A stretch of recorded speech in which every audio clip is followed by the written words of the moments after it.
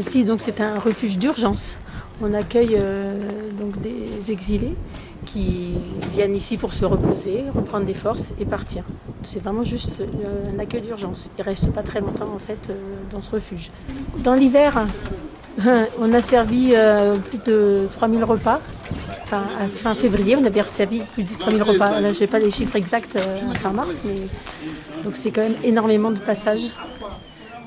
Là aujourd'hui ils étaient 45, mais on arrive des fois en nourrissant dans le week-end, enfin par repas, midi, soir. Donc c'est assez variable, ça dépend du passage.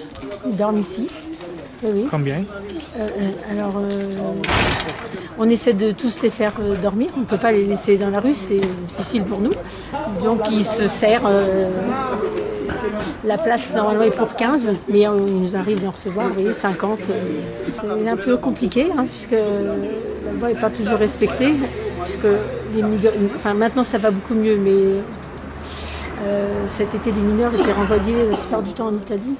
Aujourd'hui, on peut les amener à la gendarmerie qui après les prennent en charge et les envoie au conseil départemental qui là prend ses responsabilités et s'occupe des mineurs. Je suis venu avec ma femme, elle était enceinte.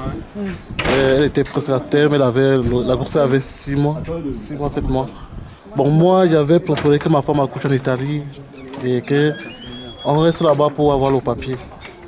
Mais malheureusement, lorsque la femme a accouché, elle a accouché à l'hôpital, c'est vrai. Après son accouchement, on nous a mis dans la chambre où on était plus de 10 personnes. Avec des filles, des gens qui bavardaient la nuit. Bon, l'enfant ne dormait pas. Parfois, j'appelle l'autorité, je dis, s'il vous plaît, trouvez une solution avec nous. Au moins avec l'enfant, parce que nous, les grandes personnes, on peut supporter, mais à cause de le bébé, vous pouvez faire quelque chose pour lui. Toujours, nous m'intéresse ça. Nous m'intéresse ça. Jusqu'à lorsque l'enfant a eu 3 mois, j'ai décidé de sortir en route pour chercher le bien-être de mon enfant. Je suis arrivé, j'ai traversé la neige, j'ai monté les collines avec l'enfant et je suis arrivé ici en France. C'était difficile, mais je n'avais pas le choix. J'étais obligé de monter pour chercher le bien-être de mon enfant. Et arrivé ici en Italie, en France, voilà, directement nous avons trouvé une chambre à l'hôtel où nous sommes logés depuis 2 semaines et il y a des bénévoles qui prennent soin de nous, ils nous donnent à manger et tout se passe bien.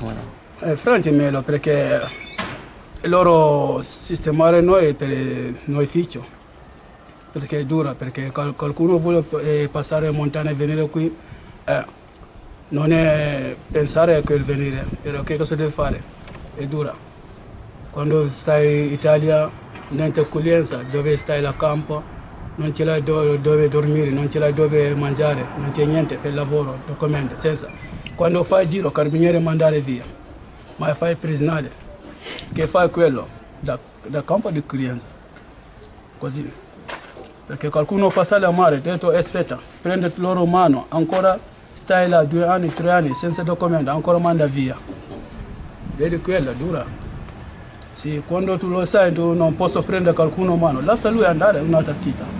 Così, però prendere tante persone a mano, dopo stai lì 2 anni, 3 anni, non dato niente, lascia mandato lui via. Non va bene. L'importante è tu prendi magari qualcosa per morire quella persona. Così, mi dispiace fratello. Sei bravo, però anche io ce l'ho tanto amici italiani, però io non contento così.